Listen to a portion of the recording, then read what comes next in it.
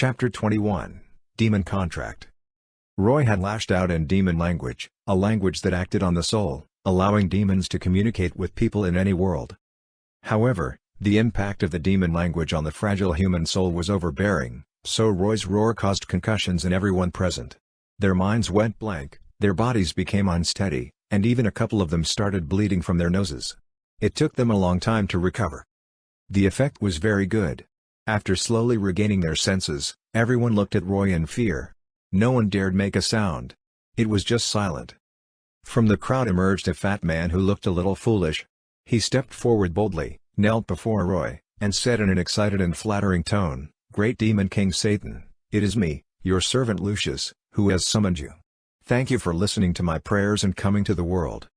After arriving in this world, Roy was now feeling a mysterious force acting on his body, and this force seemed to be repelling him. While he was trying to comprehend this, he heard Lucius and stood there dumbfounded. God's great demon King Satan. Why didn't I even know I had this name? It took Roy a few seconds to react.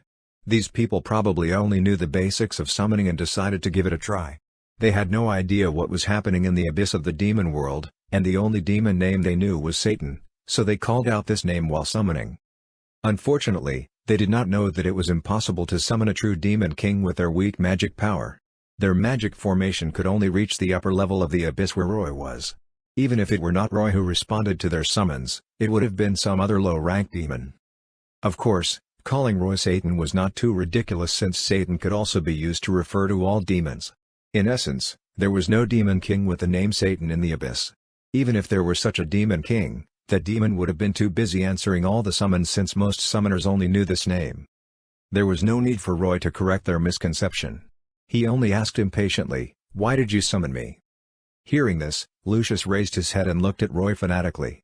"My lord, please bestow upon me power, eternal life, and let me become the ruler of the world. In return, we will serve you as our eternal master." Not only Lucius, but everyone wearing black cloaks all knelt toward Roy. Roy could not believe his ears. He could not help wondering if Lucius misunderstood what a demon was. His request was power, eternal life, and becoming the ruler of the world? And all Lucius was willing to give in return was to serve Roy as his master? Fuck.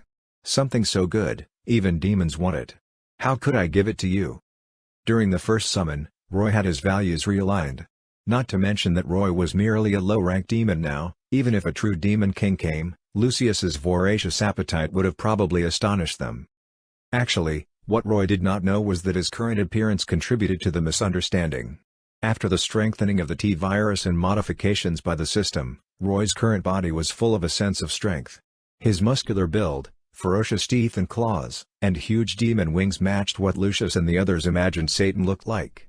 Since they lacked understanding about demons, they wrongly estimated Roy's strength and misbelieved that Roy was omnipotent, thus making the ridiculous request.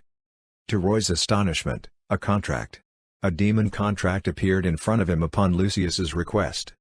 The demon contract was a lambskin scroll shining with a black light. Roy could sense the scroll emitting the same energy as the gate of the abyss, and the scroll might have formed from his traversal across worlds.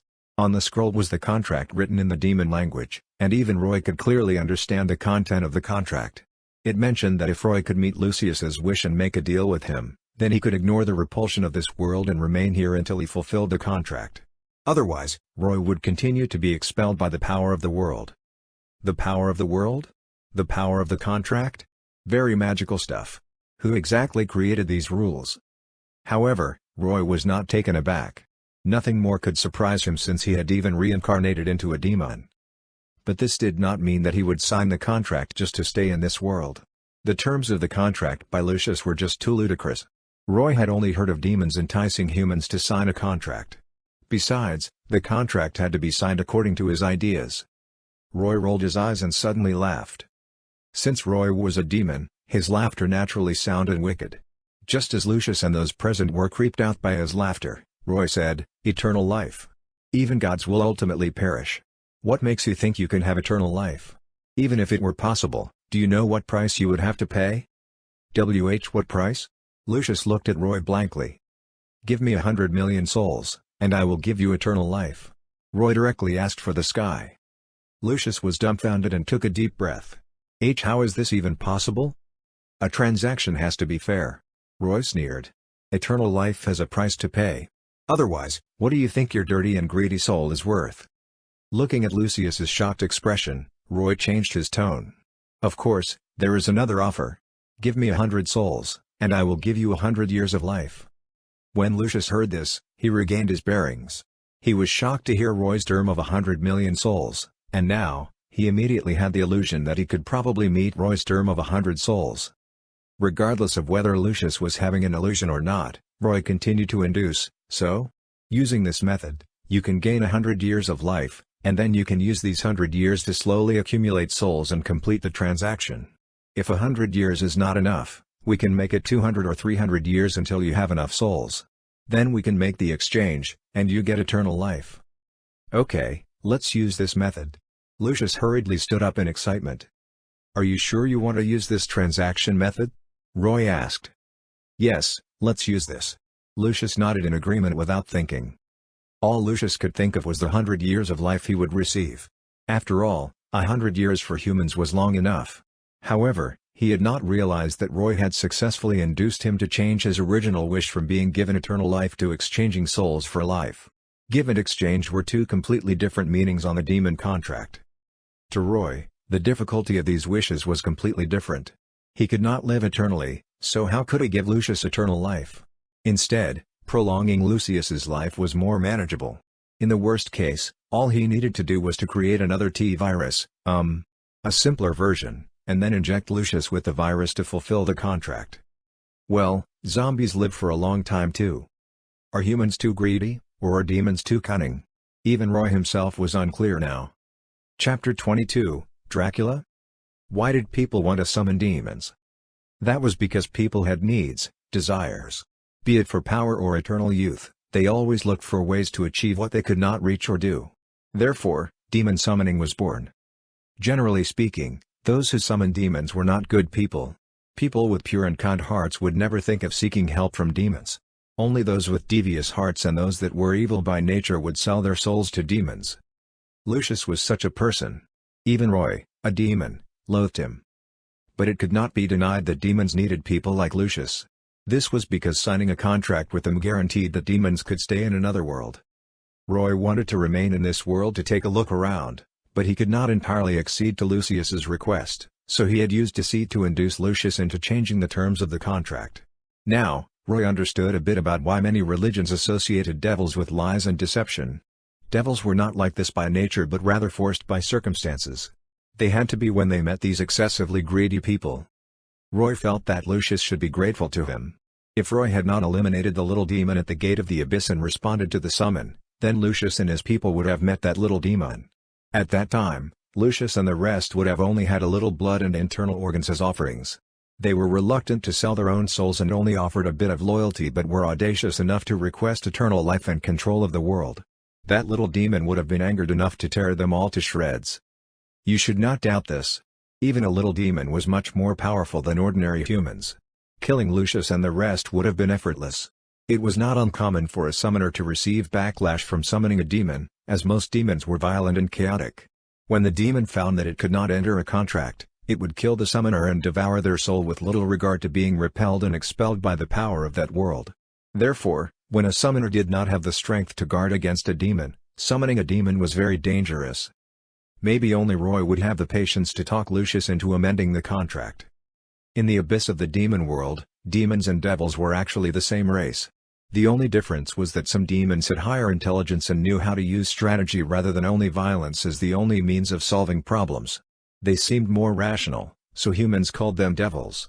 Strictly speaking, Roy could also be called a devil. The moment Lucius changed his wish, the wording on the demon contract naturally changed. The details of the contract were that Lucius would provide Roy with 100 souls of any quality. In return, Roy would give Lucius 100 years of life. The contract, under Roy's doing, had no time limit. This meant that until Lucius provided Roy with 100 souls as stipulated in the contract, Roy could use this contract to resist the repulsion from the power of the world and stay here. That was not all. Roy had manipulated the wording to ensure that he only needed to provide Lucius with 100 years of life and not an additional 100 years of life. Given that Lucius was already 40, Roy only needed to provide him with another 60 years of life if he managed to fulfill the contract.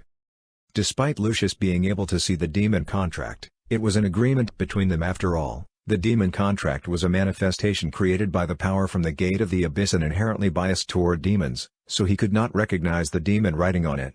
Lucius could only stare at the contract incomprehensibly. Finally, Roy extended out a shiny fingernail and pointed at a blank space on the contract for Lucius to sign. The contract was only complete with Lucius's signature affixed. Roy did not need to sign because his name appeared on the demon contract from the beginning. However, it did not show his entire true demon name but only the last segment of his true name, Osiris. Immediately after Lucius signed the contract, it burst into flames and burned out, indicating that the contract had officially come into effect. And the feeling of repulsion that Roy was experiencing slowly vanished. What Lucius went through today was both very nerve-wracking and exciting, so his chubby face was covered with sweat and oil, making him appear radiant in that fire. His eyes were feverish as he watched the flame engulf the demon contract while muttering, "It's really possible. It's really possible. I've also signed a contract with a demon. Now, I no longer have to fear the damn vampire." Lucius should not have said that out loud, but during his excitement, he blurted it out. Of course, Roy heard it, and his heart stirred. "You mean others have also signed a contract with a demon? What is this about a vampire?" Lucius was frightened by Roy's ferocious look and unconsciously took 2 steps back. He replied fearfully, "Why yes, my lord. I meant Dracula, the vampire Count Dracula. There are rumors in town that he is the son of the Villelus family ancestor. 400 years ago, he became a vampire and gained eternal life and strength by signing a contract with a demon." The vampire Count Dracula? Roy was stunned when he heard that. "What's going on?" Hiding his doubts, Roy remained calm as he asked jokingly, "Oh? So when you originally wanted eternal life, you actually wanted to become a vampire?" "No, no." Lucius quickly shook his head. "Creatures like vampires are basically monsters. I don't want to become like that. It's better to exchange souls for life. I don't want to be hunted down by the church." Roy heard another keyword, church. Roy had previously suspected that he was summoned through the gate of the abyss to a world similar to Earth. After all, looking at Lucius and the others resembling humans from Earth, Roy could not help thinking this way. After hearing key words like vampires, Dracula, and church, his suspicion grew. Roy decided to find out more. "Looking at you being so scared, is that vampire attacking you guys?" "Yes, my lord." Lucius took out a handkerchief with trepidation and wiped the sweat on his head. "For the past 400 years, our town has always been harassed by vampires. However, Dracula was the only vampire then, and he didn't need too much blood. With the population of the town, it didn't pose a problem. However, in recent decades, Dracula has gained 3 more vampire brides, and their attacks have become more and more frequent. Every day, many people die from having their blood sucked, and the town's population has decreased. At this rate, the town will be finished." "Haven't you thought of escaping?"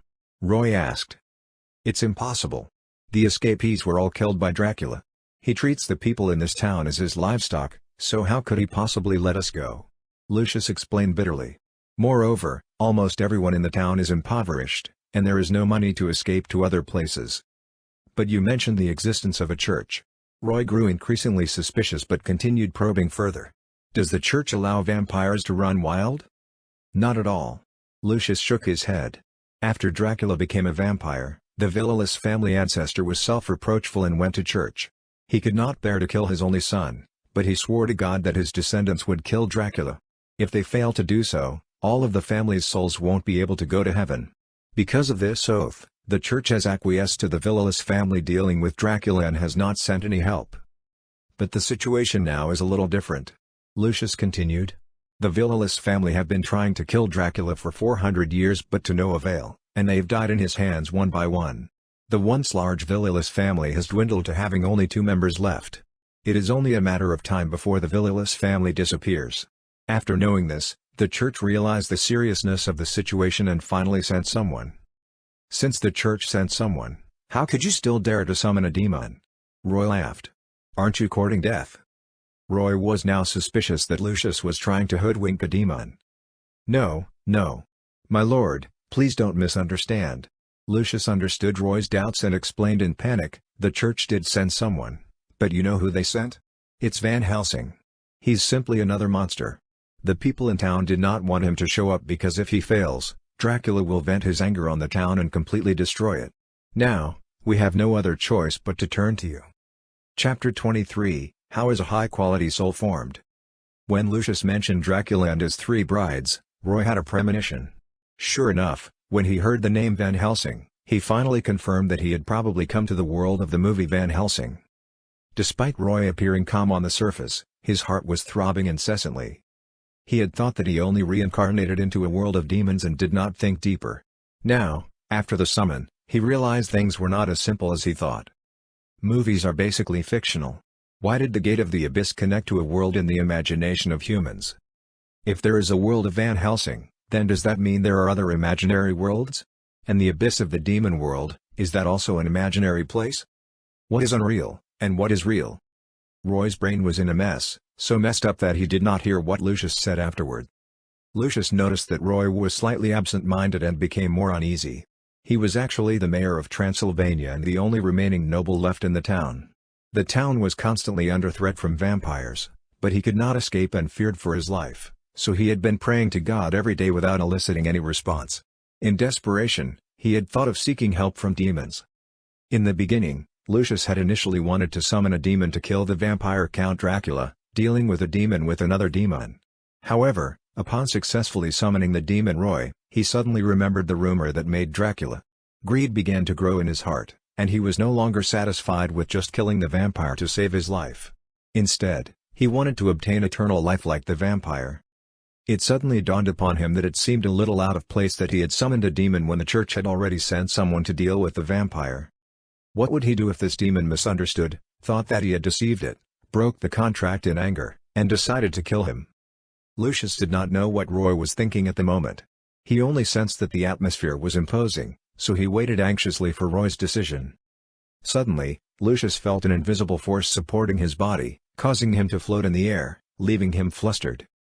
Using psychokinesis, Roy pulled Lucius in front of him, and his demon eyes staring intently at him, making Lucius feel creeped out. After a while, Roy asked, "Is it day or night outside?" "It's night." "Night." Lucius quickly replied while sweating profusely. Bang! Roy stopped psychokinesis, and Lucius's fat body fell to the ground. Roy extended his wings, broke through the wooden roof above him, and flew into the sky. The magic formation that Lucius had arranged was in the basement of his manor. After all, these evil rituals could not be known by anyone. Lucius panicked when he saw Roy flying out. Worried that others would see Roy and realize that he had summoned a demon, Lucius hurriedly chased from out behind a flight of stairs. However, after taking a few steps up the stairs, Lucius suddenly recalled something and turned around immediately. He drew two flintlocks from beneath his cloak and pointed it at the cloaked individuals who had participated in the summoning ritual. "Sorry, ladies. I can't let this spread. Therefore, please die." Lucius opened fire. Lucius was just an ordinary person without magic power. How could he have activated the summoning on his own? The activation of the magic formation was not his own doing but rather the doing of these women in black cloaks. They were witches, and these witches inherently had weak magic power in them and had to join hands to activate the magic formation. These witches were the bodyguards that Lucius had secretly hired to protect him from Count Dracula. But now that they had witnessed the appearance of the demon, Lucius could no longer keep them around. He pulled the trigger without hesitation, killing them all in his basement. And because Lucius and Roy had signed a contract, the souls of these killed witches floated out of the hole Roy left behind in pursuit of him. Lucius was just an ordinary person, but he could actually see these balls of light. His jaw dropped as he stared before recalling what he had to do and started running out. On the high roof of Lucius's manor, Roy was squatting there.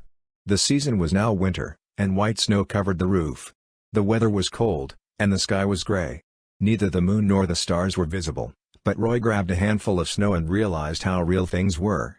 The snow melted in his hands and became water droplets. Every step and every gesture was so natural. The small town of Transylvania was built along mountains. Because Lucius was the only remaining noble, his manor was built on higher ground. Roy squatted on the roof and could overlook the entire town from this height. He could see small flickering flames and thin smoke across the small town. It was the smoke emitted by people burning firewood for warmth. Roy watched this scene with some confusion. Everything looked so real yet felt so surreal. When he learned that the world he had entered had the same plot as the Van Helsing movie, Roy felt that what he was currently experiencing was similar to those Infinity novels. What was different was that he did not see any god nor have any missions assigned to him. He came to this world only because of a greedy human activating a demon summoning. What left Roy perplexed was that he suddenly did not know what he should do in this world. 4 souls floated up through the barriers and suspended in mid-air beside Roy. Roy understood with a glance that these were the souls that Lucius was presenting to him. Roy had not expected that Lucius would kill his subordinates. After grabbing a soul, Roy threw it into his mouth at once and began to feel the pleasure that came with devouring a soul. He suddenly understood that regardless of whether this was fiction or reality, he was living as a demon, so he should just live like a demon. He did not need to look further ahead. What he had to do was to harvest souls. The delicious soul brought Roy back to his senses. He grabbed the 3 other souls and looked at them. He found that even though these were low-quality souls, these 3 were still bigger than those he had gotten before. Even the soul he just devoured raised his magic energy cap by 1.2 in the system interface. Huh? Does this mean that human souls are stronger than demon souls? Roy thought in disbelief. Is it because humans are more emotional than demons? With this thought, Roy suddenly understood why the gates of the abyss in the demon world could connect to other worlds. Is it because demons knew that human souls are better and thus wanted to enter other worlds to hunt human souls? While Roy was thinking, Lucius climbed onto the roof while panting heavily. It was tough for such a fat person like him. Master. Lucius wanted to persuade Roy to go down but did not know how to begin. Roy knew what he wanted but did not intend to do so. I am a demon, so why should I care about your feelings? But at this time, Roy suddenly discovered that there was a faint scent coming from Lucius. The scent was very light but sufficient to make Roy salivate. Roy had initially thought it was a misconception. How could a fat, stinky, sweaty man make him feel this way? But then Roy realized that this scent did not come from his body but from his soul. Recalling that Lucius had just killed his subordinates and contributed 4 souls, Roy suddenly had a flash of enlightenment. Is it his deprivation that's causing his soul to give off this scent? Chapter 24, The Appearance of a Vampire. Roy was not 100% sure that Lucius's soul was transforming into a high-quality one. And despite Lucius being still alive, Roy, a demon, could smell his soul from his body. Smelling this, Roy could not help salivating. His body was instinctively telling him, quick, go get this soul. However, his reason told him, no. It's not time yet. You still need Lucius, this contractor. And his soul has not yet reached its most delectable state. It was precisely because he was attracted by the smell of his soul that Roy was looking at Lucius hungrily. When Lucius's eyes came into contact with Roy's, Lucius felt a shiver run down his spine. He felt as though he was being stared at by some fierce and dangerous beast. It was an instinctive warning from his 6th sense. Lucius unconsciously moved backward, but Roy's big hand grabbed him and pulled him closer. What are you afraid of? Roy narrowed his eyes. No. Nothing. Lucius denied. However, he had to say that he truly regretted his decision now that he knew transacting with a demon was much scarier than he thought. However, Roy now perfectly interpreted and acted what it meant to be a demon. He laughed vigorously, and as though he was reading Lucius's mind, he told him in a low tone, you think you can still turn back? It's useless. After signing the contract, your body is already covered with demonic aura. You are like a firefly in the dark in the eyes of those from the church. Lucius's psychological defense line immediately fell apart. Little did Lucius know that Roy was deceiving him. While demonic aura might be real, he would not know how powerful those people from the church were. While watching Lucius in anguish, Roy coldly sneered. Relax. Maybe demons are really evil, but the demons are more contract-abiding than you think. Since you summoned me and signed the contract, then I will see it through. After he finished speaking, he let Lucius go, extended a claw kindly, and helped Lucius adjust his collar. However, the sparkling claws gave Lucius unsatisfactory customer service. Lucius looked with bated breath at those nails and followed them as they moved. You did a good job presenting me with 4 souls so quickly.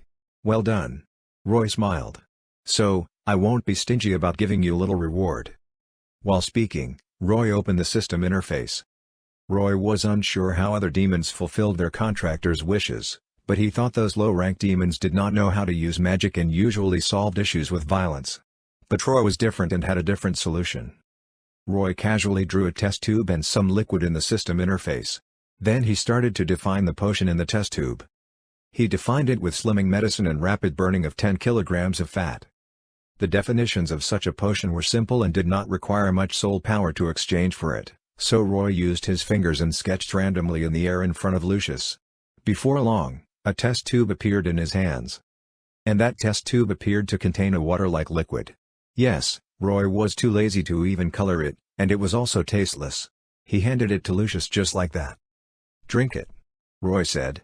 "This thing can prolong your life." Lucius held the test tube and hesitated, unsure if he should believe Roy. But seeing Roy stare at him intently, he did not have much choice apart from raising his head and downing it. Lucius moved his lips and did not taste anything. While he was wondering, he suddenly felt a strong burning sensation in his body. Unsure of what was happening, he screamed in panic. It was actually only his fat burning. After shouting for a while, Lucius realized that there was no pain but only sweat surging from his body. After the burning sensation disappeared, he suddenly felt that his body was much lighter. A feeling of relaxation came, making him feel as if he had become younger. Lucius was overcome with emotion as he touched his body with disbelief and exclaimed in surprise, "Oh my God! Has my life increased?" "Yes," Roy replied while looking down. "You presented souls, so I extended your life. Fair deal, right?" "Yes. Yes." Lucius nodded excitedly. "Really fair." Roy shrugged it off as something trivial but was thinking deep down about what a fool Lucius was. This world belonged to the end of the 19th century when science had just started picking up, so Lucius had neither any idea of what human medicine was nor that obesity was the largest enemy to his health. Roy's test tube of slimming medicine helped him burn 10 kilograms of fat rapidly, causing him to lose weight immediately. This greatly reduced the burden on his heart, arteries, and whole body, making him feel relaxed and even misconstrued it as a prolonging of his life.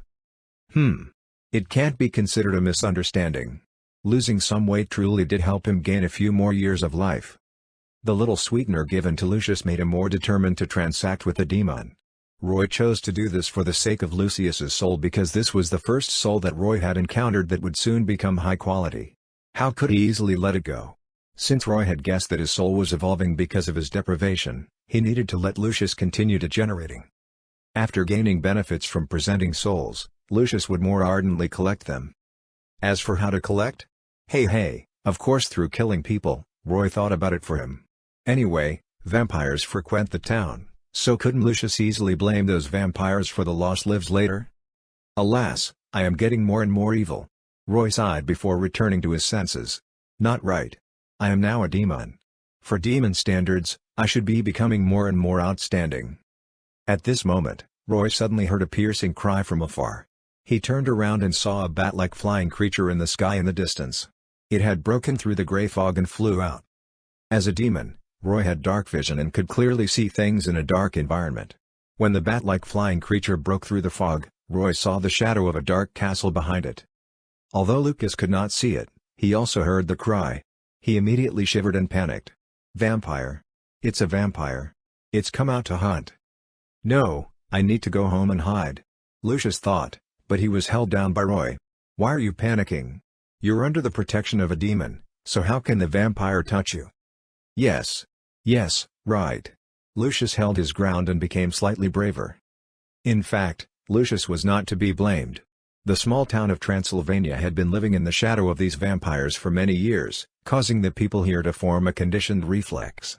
And Lucius, as mayor of the town, had to lead the townspeople to resist the vampire attacks. After a while, the townspeople became resistant to him, and this made him feel even more helpless against the vampires. If not for this, why would he have thought of resorting to such extreme means as seeking help from a demon? Roy pointed in the direction from where the vampire flew out and asked Lucius, "That direction, is that where the vampire castle is?" Yes. Lucius quickly nodded. Dracula and his brides live there.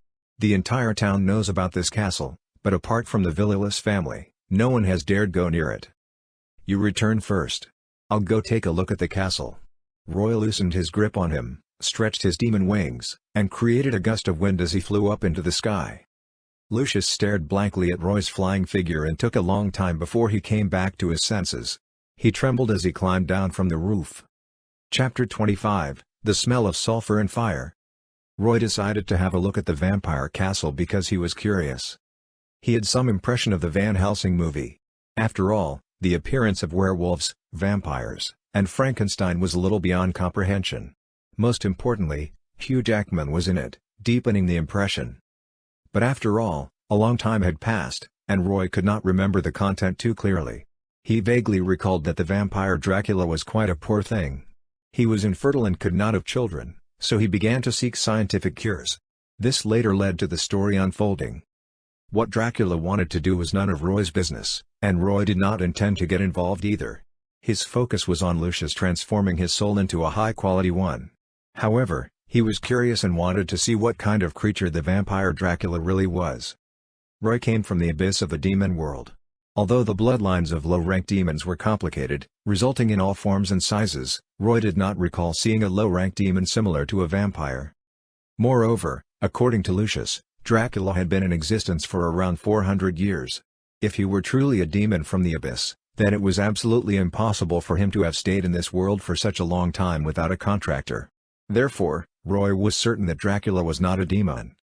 Now, Roy was curious. If Dracula isn't a demon, then what is he? If he really signed a contract with a demon and then turned into a vampire, then how did the demon do it? Roy felt that it was necessary to understand some of the means of demons because he might be summoned into other worlds in the future and face the various wishes of the summoners. If he had to consume souls in the system in order to satisfy them, it would be a loss for him. And the only way to understand what the demon had done to Dracula was to ask the person himself. As Roy flew through the dark moonless night sky, the small town of Transylvania below was plunged into chaos. One of Dracula's vampire brides came out for food. For the past hundreds of years, these vampires had been coming out occasionally, and the townsmen should have been accustomed to their appearances. But in fact, no one wanted to be the one caught, so the appearance of the vampire threw them into a huge mess. They hid their children, then the women, and finally the men. The attacks were typically short-lived. After hiding the women and the children, the men most often found themselves unable to hide in time, so they attempted to hide behind one another. They would rather sacrifice others than themselves. Based on their experiences, if the vampire was looking to eat on the spot, then it would be full after sucking the blood of two people. If the vampire wanted to enjoy the food back at the castle, then one vampire could only capture two people at a time. As such, when a vampire bride came out to forage for food alone, there would be few casualties. What the people had to do was to ensure that they were not one of those casualties. Although it sounded cruel, it was also for this reason that the people had not been wiped out by the vampires. The vampires held them in captivity and did kill the goose that laid the golden eggs. This time, the vampire bride that came out foraging decided to bring her food back to the castle. She hovered above the town and laughed at the panicked people below. When she had enough fun, she swooped down and used her claws to catch a vagrant man before returning to the sky and flying back to the castle. But what the vampire bride did not notice was that Roy was right above her and looking down at her. After transforming into a vampire, this vampire bride looked exceptionally ugly. Her skin was so pale it was almost blue, and those unsightly wings made her look neither human nor bat-like. Higher in the sky, Roy tailed the vampire bride leisurely, and they soon arrived at the castle. The vampire bride landed with her prey, while Roy waited a while before landing. This quaint castle looked old and had traces of collapse everywhere. Thick moss covered the castle's bricks and crevices. It seemed like the owner had no intention of renovating the castle. There were no guards outside the castle, so Roy entered the passages easily. However, when he entered the castle, Roy found a stark contrast between the interior and exterior of the castle. The castle was brilliantly lit, and the hall was covered with luxurious carpets and extravagant European chandeliers hanging from the ceiling. A band with violins and an organ was playing melodious music. In the hall were men and women dressed in magnificent clothes, shuttling back and forth. "There's a ball going on in the castle." Roy climbed onto the dome of the room, hid in the dark, and looked at the crowd below. These men and women were chattering away happily with a glass of fresh red wine in their hands. Roy smelled the pungent stench of blood from all these wine glasses. He suddenly understood that everyone was a vampire, and what they were holding was not wine but blood. There are so many vampires? Seems like Dracula's bite has transformed quite the number of vampires. Roy found the vampire bride that went out foraging for food among the crowd. She seemed to prefer fresh blood, and the man she caught did not die after she fed on him but instead looked weak. He was brought away by other vampires, possibly to be kept as a blood slave. It's likely there are many blood slaves like him. Otherwise, it would be unbearable for Dracula to support so many vampire subordinates. Roy thought Dracula would also attend the ball and started searching in the crowd for him. But after observing for a while, he did not see Dracula among them. Just as he was a little disappointed and wanted to look at other places in the castle, the doors of the hall swung open with a bang. The one who entered was the black-haired Count Dracula, but inconsistent with his aristocratic status was his appearance. He looked disheveled. His sleeves were in a mess, and his collar was unbuttoned. The way he entered the hall was rough, and he even broke the two doors of the hall. Behind him were his two other brides following him, and the expression on the faces looked dazed. The vampires, who were at the ball, looked at Dracula in dismay, not understanding what was going on. Dracula ignored them, and his eyes swept across the crowd, twitching his nose while searching. He said in a low voice, "I smell sulfur and fire. This smell. Only a true demon from hell will smell like this." The vampires stared at one another, not daring to breathe a single word. Finally, Dracula looked up at the top of the hall and shouted, "Get out! Demon! I know you're there." Oops, was I discovered? Roy did not expect Dracula's nose to be so sensitive. He could only leave the shadows and loosen his claws to jump down. Roy landed with a loud thud, and the entire hall trembled slightly. His appearance frightened the vampires in the room. These vampires, including Dracula's three brides, had never seen a real demon before. They quickly retreated in horror, leaving Dracula standing in front of Roy. The moment Dracula saw Roy, he looked shocked, and his eyes widened. "It's really a demon. This demonic aura is the same as that one so many years ago." Chapter 26, One Who Got Tricked Again. Born in that abyss of lava and flames, even every breath was scorching hot, so Roy was naturally full of the smell of sulfur. This smell was not unique to Roy. All the demons from the abyss of the demon world had it. Thus, the moment Roy appeared, Dracula almost mistook him as the demon that he had made a contract with reappearing. But upon looking closely, Dracula found that the demon before him was not the same one from the past. The two looked completely different. The demon that had signed the contract with him was much shorter and smaller. It looked exceptionally ugly and more like a monster than a demon. The one standing before him was not only bigger and taller, but it also was brimming with boldness, and that pair of demon eyes looked more agile. This should be a stronger, more intelligent demon, Dracula thought in his heart. But even so, Dracula could not help but burst into anger. He looked up, faced Roy with open arms, and roared, "Who are you? Who summoned you? Why have you come to my castle? Is it because the person who summoned you wants you to kill me?" Roy looked down at Dracula. Given that Roy was 2 meters tall when standing, Dracula could only reach his chin. Roy's eyes went over Dracula, and he was sure that it was his first time seeing Dracula. The issue was, why was this guy so emotional upon seeing Roy for the first time? Roy could tell from his tone that there was a thick feeling of complaint. Yes, complaint. This fella sounded like he was venting his dissatisfaction against Roy. That tone sounded as if it was from an abandoned child. Hee, this is interesting. Roy bent his head, sniffed Dracula, and found only a rotten smell. When Roy looked at Dracula, he realized that Dracula was colorless and had become black and white. This happened because of Roy's innate demon ability Soul Peer. In his eyes, Dracula had lost the radiance of his soul. In other words, Dracula was soulless. Dead. His soul had long been taken away. Roy smiled, and with his appearance, he looked sinister. "Are you yelling at me because you're venting your anger at me?" "Yes." Dracula stretched out his hand and pointed at Roy. "I am venting my anger at you. Because your kind took my soul but left me alive. Do you know how painful this feels?" He bent his head, looked at his own hands, and placed his hands on his chest. "No heartbeat. No warmth. I rely on blood to survive, but I can't tell the taste of blood. I can't even see my reflection in a mirror. I am nothing but a living dead. And it's you demons that caused all of this," Dracula roared while pointing at Roy again. However, in response was a stout tail flying straight at him, slamming into his abdomen, knocking him tens of meters away, smashing everything that stood in the way. The great force pounded Dracula into the wall of the hall. This scene left the other vampires in the hall screaming in horror. After his tail whacked Dracula, Roy sneered.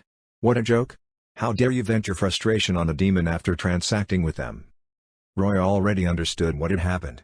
Dracula probably got tricked by the demon that he entered into a contract with, so upon seeing a demon again, he vented his pent-up frustrations for the past hundreds of years on Roy. But Roy was not his father, so why would he take it lying down? Thus, he directly knocked him flying to wake him up. Dracula fell off the wall, and although he seemed to have been hit hard, there was no damage. He opened his mouth, exposing his sharp fangs, and began to transform.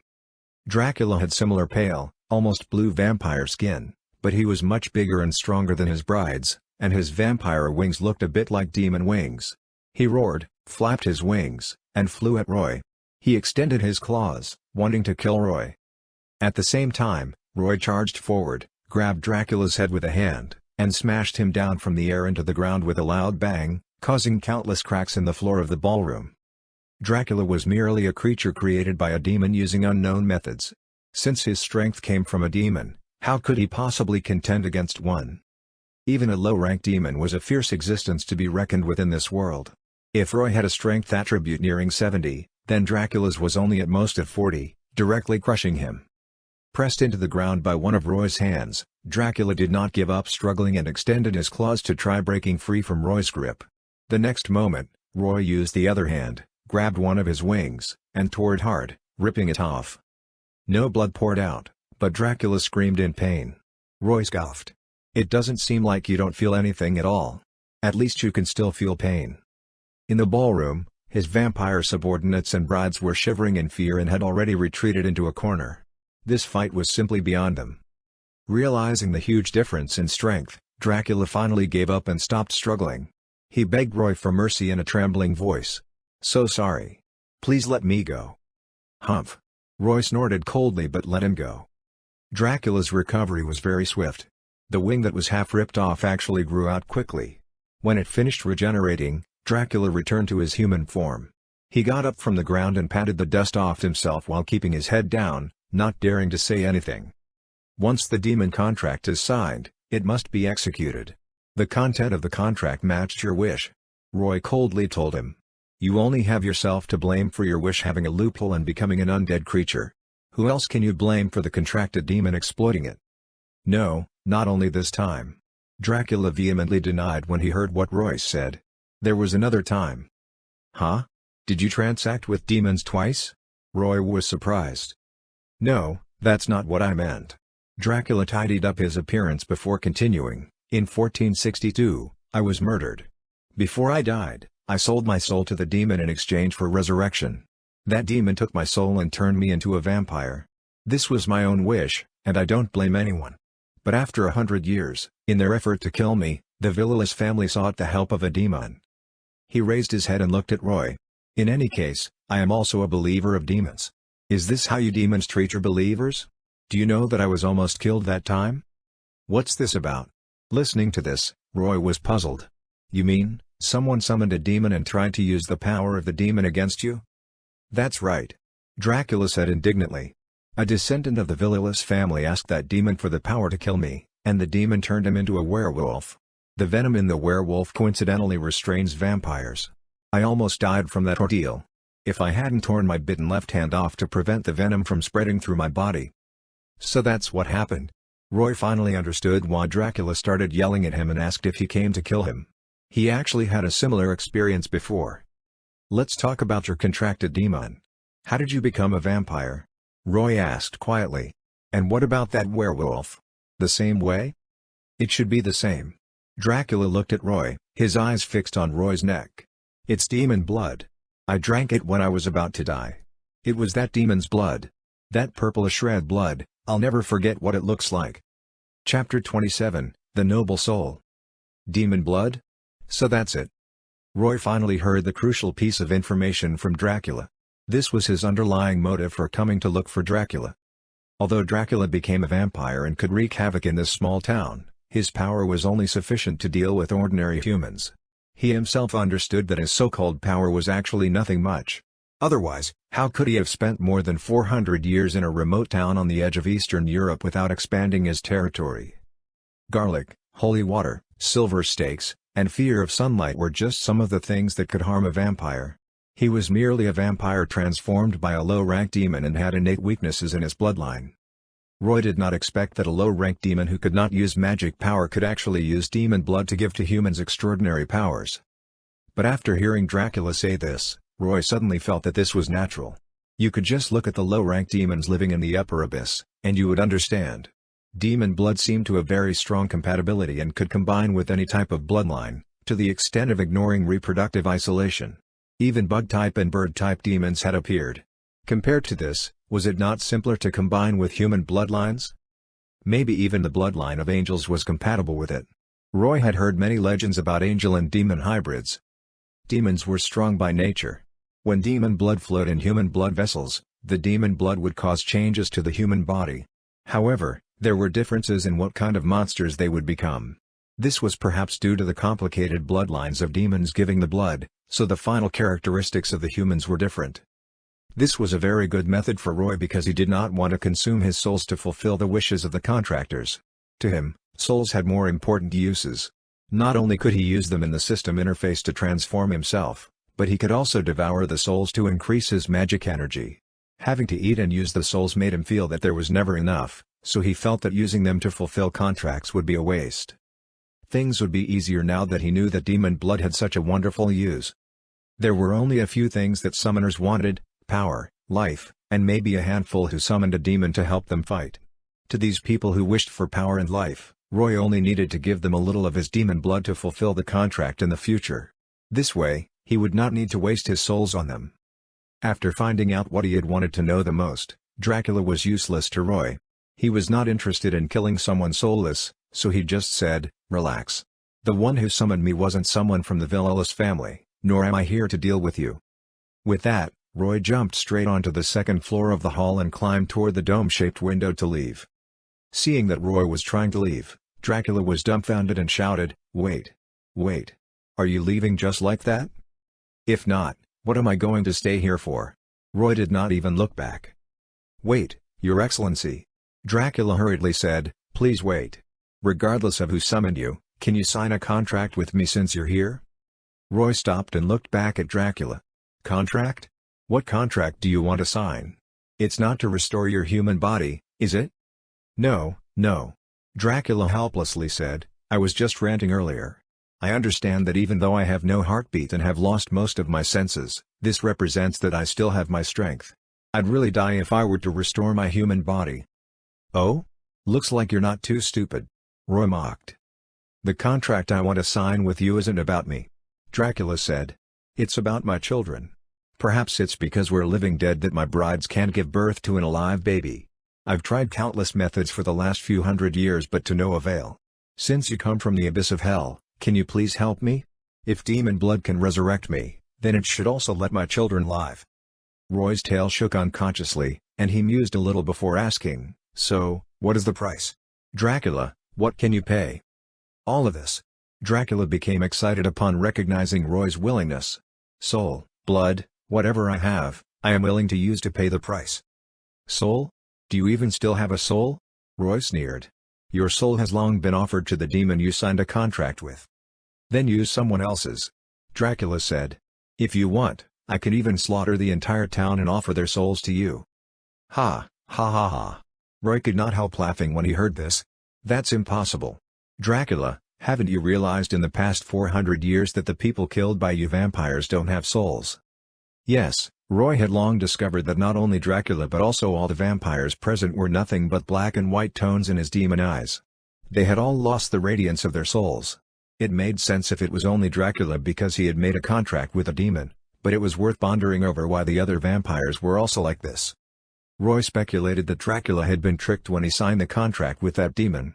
Apart from transforming him into an undead, the souls of those whom vampires killed would automatically be offered to the demon. In other words, that unknown demon had struck a huge deal with Dracula. It was as though Dracula was a stock, and as long as it held this stock, it would continuously receive soul dividends. It looked like that demon, although low rank, definitely had higher intelligence. Under these circumstances, how could Dracula still offer souls to Roy? Even if he were to sign a new contract, he would have to give priority to the previous demon contract. As for the idea of letting his human servants kill on his behalf, that was even more ludicrous. Those human servants had not entered into a contract with Roy, so Roy would be unable to obtain any of the souls from the people they killed. Therefore, in Roy's opinion, Dracula was unable to carry out a second demon contract. Otherwise, he could have summoned a demon to fulfill his wish instead of waiting until Roy appeared before asking. It was hard to tell whether Dracula wanted to trick a demon into giving him what he wanted. Had Roy not known better and entered into a contract with him, Roy would have given his demon blood for nothing because he would not have received a single soul in return. Now, Roy no longer minded using the greatest evil intentions to guess the minds of these demon summoners. Just as Roy thought that Dracula understood his predicament and would exercise restraint, Dracula was full of confidence as he unexpectedly suggested, "No. Your Excellency, I have a way to offer a soul to you. Furthermore, it's a noble soul." "Oh?" Hearing this, Roy expressed interest and suddenly jumped down to stand in front of Dracula. "A noble soul? You really have the means?" "Noble soul? This refers to a high-quality soul. Or another type?" "The fallen soul, noble soul, these two names sound like they're at the same standard." Roy had previously smelled the aroma of a fallen soul in Lucius. What would a noble soul smell like? Having malicious intentions and committing evil deeds will cause a soul to fall. Then how does a noble soul form? Seeing Roy's interest, Dracula spiritedly explained, "It's the soul of a descendant of the Villelus family. There are only two remaining descendants of the Villelus family. One is Anna, and the other is her brother, Viken. But now, Viken is in my hands. He was bitten by a werewolf and has turned into a one.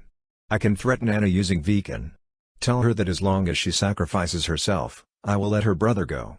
Based on my understanding of Anna, she will very likely do so. The moment she sacrifices herself, a noble soul will be born." "What do you think, Your Excellency?"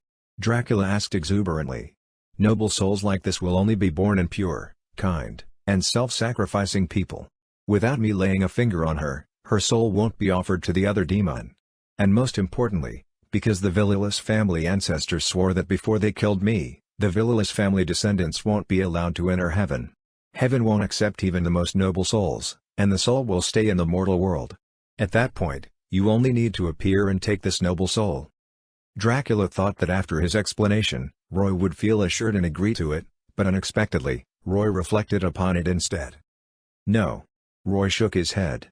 "If the oath of the Villelus family is true, then not to mention the noble soul, once you die one day, heaven will welcome all of the Villelus family souls, including those that you had offered to that demon. I may have to spit back out the soul at that time." "That isn't possible. Once Anna dies, I will kill Viken. The Villelus family will then be left without descendants and unable to fulfill the oath. It won't affect you taking the soul." Dracula smiled. "Furthermore, not all Villelus family members can go to heaven. At least, I and the other one who summoned a demon and became a werewolf to kill me won't be able to. God does not tolerate the use of the power of demons. The Villelus family ancestors' oath has a loophole." "Really?" Roy said lazily, "Let's wait until you get it done first. It's useless to say any more now." With that, Roy climbed to the second floor again, preparing to leave. "Your Excellency, how can I find you if I do it?" Dracula asked quickly. "Go to the mayor of Transylvania. He's the one who summoned me." Roy did not hesitate to give Lucius away. Dracula looked at Roy's departing shadow and shouted to show his determination, "I will definitely do it. I swear." Chapter 28, The Truth. A long while after Roy left, those vampires hiding in the corner got out timidly. Dracula's three brides crowded around Dracula and asked anxiously, "Master, are you really going to seek help from a demon again?" Dracula put his arm around them. "This is just a backup plan. Igor is now trying to restore Frankenstein's instruments, and if those scientific equipment can bring our children to life, then we won't need to seek help from the demon. But if those machines don't work, then this demon is our last hope." Dracula was referring to the instruments that scientist Frankenstein had used to resurrect his scientific monster. Since these instruments could resurrect a monster pieced together from corpses, then maybe live baby vampires could be born smoothly. Unfortunately, the resurrected monster was lost in a large fire, and Dracula was still unable to find it. Dracula would have had more confidence with this specimen. The three brides naturally accepted Dracula's plans. One of the brides said, "Master, it will be a full moon night in a couple of days. Let's catch Anna and let her see her brother Viken's first werewolf transformation. Let her see with her own eyes her brother turn into a monster, and we won't have to worry about her giving in." "There is another person apart from Anna." Dracula's face darkened. "The mayor of Transylvania, Baron Lucius. Damn it. I didn't expect that he would dare summon a demon. Although I don't know what the details of the contract between him and the demon are, we must remain alert. What if he asked the demon to bestow him power or turn him into another werewolf-like monster? There can only be one ruler in this town, and that is me. Find him, bring him back, and kill him when the time is right." Dracula commanded the three brides. Let him fail to complete the demon contract. Yes, master. The three vampire brides bowed in acknowledgement. Dracula did not know that Lucius's name was intentionally revealed to him by Roy before he left. And Dracula's reaction was exactly what Roy wanted. A greedy person like Lucius was detested by even demons, so from the beginning, Roy had only signed the contract with him to stay in this world. He had never thought of letting Lucius complete the contract. There was a clause in demon contracts that stated, should the party entering into the contract with the demon be unable to fulfill the contract, the demon has the right to take away the soul of that party. Lucius's soul had fallen. Compared to low-quality souls, Roy certainly wanted to obtain his soul, so he might as well reveal Lucius, the summoner, to Dracula. And because Dracula had suffered from a previous similar experience, there was a high chance that he would dispose of Lucius. If he killed Lucius, it was akin to Roy's contract with Lucius ending, and then Roy could smoothly obtain Lucius's fallen soul. After signing the contract, the demon could not do the other party in, but it did not mean that he could not kill with a borrowed knife. Flying in the night sky, Roy was pondering about his plan. If Dracula was not stupid, he would first seize Lucius, imprison him, and prevent him from having the opportunity to execute the demon contract. Lucius would not die for a while, and Roy would not be expelled back to the abyss of the demon world temporarily. Dracula could then take advantage of this time to think of a way to transact with Roy. However, Roy was skeptical about Anna's noble soul that Dracula mentioned, feeling that it was a bit unrealistic. Dracula might have spoken full of confidence, but what he did not know was that the church had already sent Van Helsing here. If by chance Van Helsing killed Dracula, as he had done in the movie, then all his ideas would come to naught. This was why Roy had not promised Dracula anything but told him to get Anna's soul first. But there was another piece of news that Roy cared a lot about. It seemed like apart from demons harvesting souls, heaven was also collecting them. Dracula said that noble souls would actively be collected by heaven after the deaths of the owners of the souls, instead of wandering in the mortal world like low-quality souls. What did this mean? It meant that noble souls were souls that heaven needed. Roy has never seen an angel before, but since demons existed, then angels naturally existed. Since there was the abyss of the demon world, there would similarly be the high-order heaven, and both thirsted for souls. Combined with his personal customization system, and through the consumption of souls for the mechanism, Roy thought that souls might be a kind of very special energy source. Demons gained magic power through devouring souls, while angels gained holy power through souls. The arguments of people ascending to heaven and falling down to hell after their deaths were all false. It was just that fallen souls were more favored by demons, while noble souls were more demanded by heaven. That was all. Wait, hang on. I seem to know too much. Roy thought before quickly stopping his knowing too much about such a huge scam imagination from running wild. Then, if Dracula manages to get a true noble soul from Anna, can a demon like me use this noble soul? If demons favor the negative energy in fallen souls, then what resides in noble souls should be positive energy. In that case, can demons still devour noble souls? Dracula was not a demon, and he did not know why demons wanted souls. He simply thought that a noble soul should be something good. But as a demon, Roy had to consider the possibility of food poisoning. Not long later, Roy arrived back at Lucius's estate, and when he landed, Roy had already reached a conclusion. Demons might really be unable to devour noble souls, but he could use his system to recycle them and similarly strengthen himself. Therefore, Roy made a decision. If possible, he would still nudge Dracula. If he could really obtain that noble soul, it would mean that he would obtain two high-quality souls in this world all in one go, and it would not have been a wasted trip. So, upon seeing Lucius welcoming him back, Roy called him over and whispered in his ear. Lucius nodded frequently while listening. Afterward, Roy settled down in the basement of the estate while Lucius went about to complete what Roy instructed him to do. Roy stayed in. He was generally only able to move around at night. During the day, anyone who saw him would know that a demon appeared, and he had no intention of exposing himself. Thus, he remained in the basement and studied the functions of the system. Chapter 29, The Arrival of Van Helsing. He had accumulated quite a number of souls, most of them from hunting an abyss of the demon world and the 4 human souls offered to him by Lucius. Roy had now 54 low-quality souls. Since his guess that souls were a special energy source, Roy began to probe deeper into how magic power was obtained from devouring souls. He felt that demons devoured souls for the negative energy that resided within them. Negative energy referred to emotions of fear, pain, greed, etc. generated while the souls were alive. And because demons rarely had such emotions, the souls Roy captured in the abyss of the demon world were smaller and contained relatively less negative energy, resulting in lower growth of magic energy after devouring the souls. In contrast, because humans were weaker, they were emotionally richer and more prone to generating negative emotional energy during death, thus the larger human souls. Based on these theories, Roy thought of an idea. He felt that demons simply devoured souls to increase their magic power and probably did not fully exploit the negative emotional energy in the souls. Therefore, during the 2 days in the basement, Roy took out all the souls he had and categorized them by size. He then selected several souls of similar size and soul power and began experimenting. He split these souls into 2 groups, and one group was for Roy to devour directly. Through devouring these souls and observing the magic energy attribute in the system interface, Roy found that the growth rate was generally around 0.3 to 0.4 each, and only 2 souls reached approximately 0.5. After recording this data, Roy began drawing in the system. His drawing was still a potion, but his definitions were different this time. His definitions were magic energy growth potion and refined pure extracts of souls. For insurance, Roy thought about it and added another one, maximum use. After deciding these 3 definitions, Roy threw the souls he would use for comparison into the system to save and materialize. Unlike the materialized items in the past, the magic energy growth potion Roy made could be 100% produced because the potion itself was the refined extracts of souls. Just as how he could refine one soul, he could do the same for tens of souls. The only difference was the quantity and the size of the refined potion. Soon, Roy had a potion bottle. He looked at it and then raised his head to drink it. He had previously devoured 12 souls and gained a 4.2 increase in the magic energy attribute.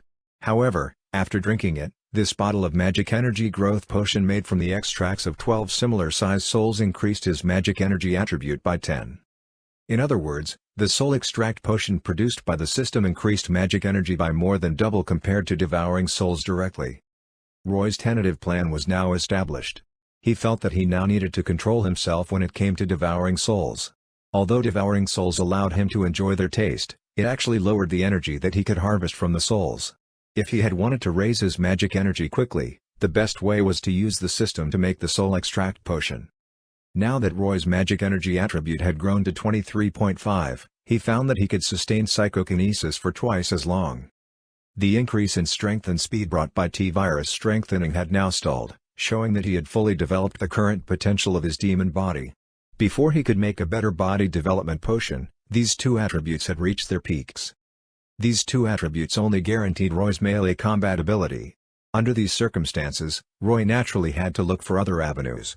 He needed to develop long-range attack methods and so on.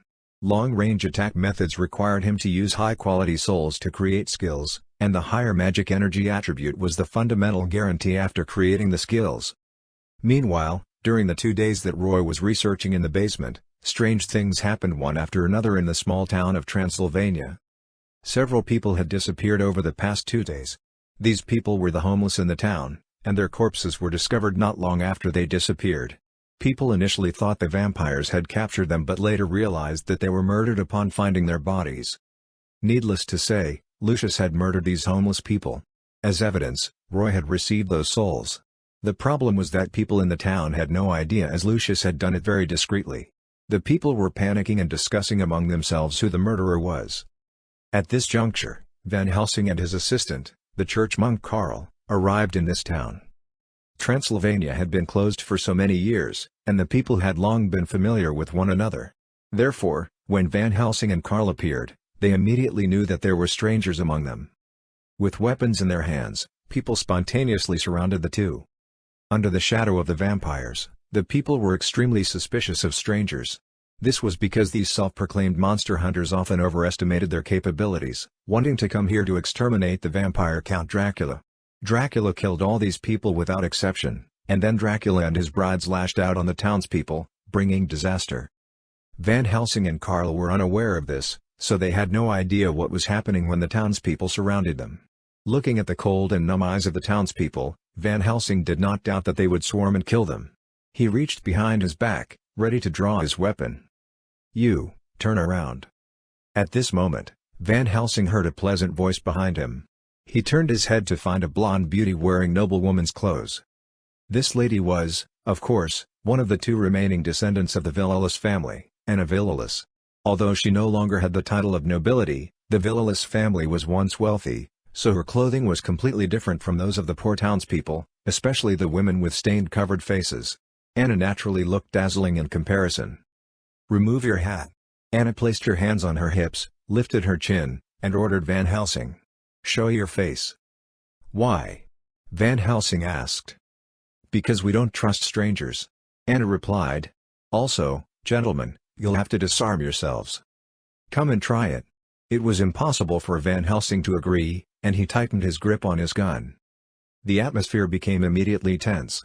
At this moment, another voice came. "I know who he is." People looked at the source of the voice and found that it was from their long-absent mayor. "It's Baron Lucius. Doesn't he always hide in his manor from the vampires? Why has he appeared now? Looks like he's lost some weight." Ignoring the chatter, Lucius walked out from the crowd toward Van Helsing and said loudly, "Gentlemen, I know who you are. London, Paris, your wanted posters are posted everywhere, right? Van Helsing. You murderer. This is why you don't dare to remove your hat and reveal yourself, isn't it?" After hearing Lucius's words, the townspeople were in an uproar. Wanted posters? Is this man a murderer? As a result, people immediately linked Van Helsing to the murders of the many homeless people that happened a few days ago. Damn it, does this mean he's killed the people in our town? It can't be wrong. Although Baron Lucius is timid, he's a noble and has accurate news. He definitely isn't wrong if he says that that man is a murderer. Murderer. He's the murderer. Catch him. Burn him to death. Looking at the townspeople becoming increasingly emotional, Van Helsing could not help smiling bitterly. The wanted posters were real. Van Helsing had killed many monsters that were actually transformed from humans. And after dying, these monsters returned to their original human form. This caused many people who did not know the truth to misunderstand and treat him as a murderer, and he was wanted in various cities for first-degree murder. Regarding this, Van Helsing did not even have the chance to defend himself. Chapter 30, The Changed Plot. Lucius's presence was a huge variable. It was because of his presence that the townspeople were agitated. No one would be willing to accept a wanted murderer into their town. For the safety of their families, they would come forward regardless of how timid they were. "Catch him!" Lucius shouted to the crowd. "In the name of the mayor, I order you to arrest this murderer. I promise that his bounty will be used to rebuild this town and to help the widowed and orphans." The impact of this promise was terrific. Upon hearing this, a few men immediately charged at Van Helsing and attempted to catch him. How could Van Helsing give in without a fight? He was an arrogant person from the start. Even when he was wanted for murder by ignorant people, he never bothered to explain anything. It was also not the first time he found himself in such a predicament either. He immediately drew the pistol kept behind his back and fired 2 shots into the sky. The sound of the gunfire deterred the townspeople. They were holding axes, sickles, and manure forks, and they understood the might of guns, so of course they did not dare to rush forward. In the past, Van Helsing had used this method to solve being surrounded and thought it would be no different this time. However, he did not expect that there would be a mishap this time. The mayor, Lucius, also drew a gun and pointed it at Van Helsing. "I'll shoot if you dare resist," Lucius said eerily. Van Helsing was in a difficult position now. Would he really have to have a gunfight with these people to fight his way out? If so, then he would truly be a murderer. He came here commissioned by the Knights of the Holy Order of the Church to destroy the vampire Dracula. How would he finish his job if he were to be hunted by the entire town? Van Helsing could not count on the monk Karl. Facing this scene, he had already long curled up in fear. Van Helsing hesitated for a moment before complying. He put down his gun and raised both hands in surrender, leaving himself at the mercy of the large men to twist his hands behind him and press him onto the ground. "Tie him up." Lucius felt immensely proud today as he ordered in great delight. However, at this moment, the silent Anna suddenly said, "Wait, you can't arrest him." Van Helsing was slightly astonished as he turned his head and looked at this lady, not knowing why she would speak out to help him. Lucius's face darkened. "Why?" Anna replied, "If he is really like what you said, and if his name is Van Helsing, then he shouldn't just be a wanted criminal but also a very famous monster hunter. I know the name. It is said that he killed a vampire 100 years ago."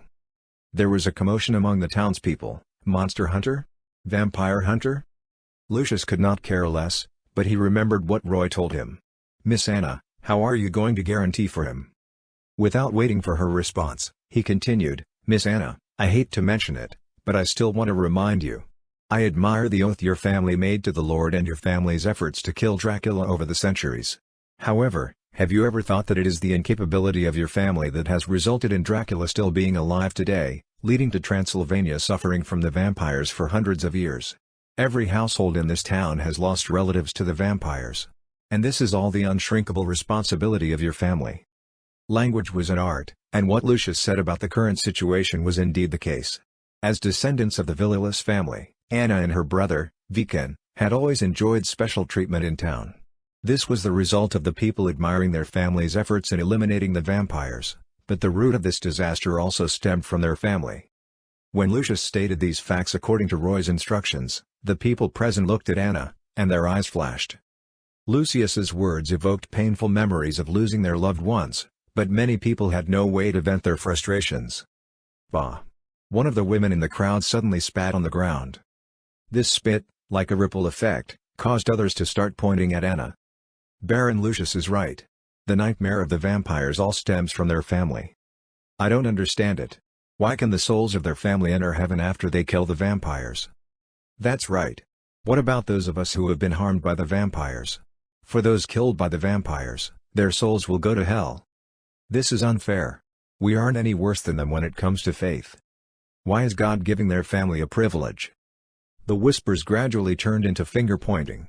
Seeing the loathing in those eyes, Anna could not understand how a simple sentence caused the situation to become like this. Van Helsing listened and also felt that this was becoming very problematic.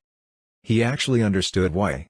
Before sending him, the church had told him that the Villeless family had helped defend its left wing in Eastern Europe, allowing the church to secure victory in the War of Faith, so it had to ensure the Villeless family did not fall. In other words, it was because the Villeless family was valuable. Did that mean that the ordinary people who had no merit deserved all of this? Van Helsing did not know the answer to this question. Some unspoken rules were unspoken for a reason. "Therefore, Miss Anna," Lucius sneered while holding the gun, "if I were you, I would place more thought into how to eliminate Dracula and not interfere in the laws of the town. Tie him up and bring him away." Lucius directed the townspeople to move with a wave of his hand. Van Helsing could not resist and could only let the crowd push him away. Hundreds of the Transylvania townspeople escorted Van Helsing and Karl toward the wilderness outside town. There were no prisons in town, so they usually tied up prisoners and left them in the wild. While being taken away, Van Helsing repeatedly turned around to look at Anna. Now that he knew her identity, he was thinking about how to escape and then look for Anna, a descendant of the Villeless family. Looking at Van Helsing's departing figure, Anna knew that her family had lost their foundation in this town from now on. Just as Anna was out of sorts, she suddenly heard a voice behind her. He. "Dear Anna, you have now become a pitiful little thing."